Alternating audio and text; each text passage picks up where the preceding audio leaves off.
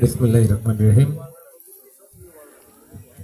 সাবেক 3 বারের প্রধানমন্ত্রী, বিএনপির চেয়ারপারসন, দেশনেত্রী, আপসীন নেত্রী বেগম খালেদা জিয়ার ৮০তম জন্মদিন উপলক্ষে রূপগঞ্জ থানা যুবদল কর্তৃক আয়োজিত একটা সভায় উপস্থিত আছেন রূপগঞ্জ উপজেলার অত্যন্ত পরিশ্রমী যুবনেতা,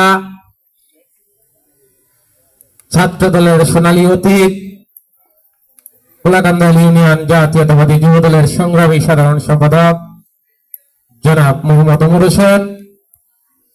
উপস্থিত আছেন কোলাকান্দা ইউনিয়ন যুবদলের সিনিয়র যুগ্ম সাধারণ সম্পাদক সুহেল রানা বাবু। উপস্থিত রয়েছেন কোলাকান্দা ইউনিয়ন যুবদলের সংগ্রামী সহসভাপতি কারা নির্যাতিত যুবনেতা মাহফুদুর রহমান খোরশেদ। উপস্থিত রয়েছেন কোলাকান্দা ইউনিয়ন যুবদলের অত্যন্ত পরিশ্রমী নেতা সাংগঠনিক সম্পাদক বন্ধু ইমরান। উপস্থিত রয়েছেন কোলাকান্দা ইউনিয়ন যুবদলের দপ্তর সম্পাদক আলামিন। উপস্থিত রয়েছেন কোলাকান্দা ইউনিয়ন যুবদলের সাংস্কৃতিক বিষয়ক সম্পাদক আলামিন ভুইয়া। উপস্থিত রয়েছেন যুগ্ম সম্পাদক জুনাইদুল ইসলাম।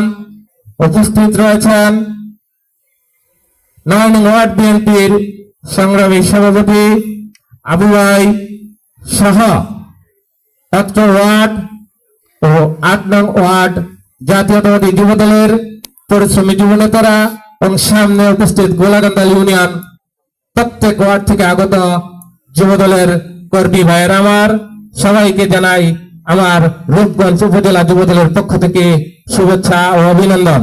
আমার ব্যক্তিগত পক্ষ থেকে জানাই সালাম, আসসালামু আলাইকুম। আজকে এই দিনে এরকম একটা প্রোগ্রাম করতে পেরেছি, এটা আমার কাছে নিঃসন্দেহে একটা আনন্দের বিষয়। কারো মৃত্যু দিবস থাকলে যেন কারো জন্মদিন পালন করা যাবে না, এটা কি কোনো নিয়মে আছে? আপনারা পেয়েছেন গত 17 বছর কারো একজনের মৃত্যু দিবস ছিল বিধায় আমরা জন্মদিন পালন করতে পারবো না।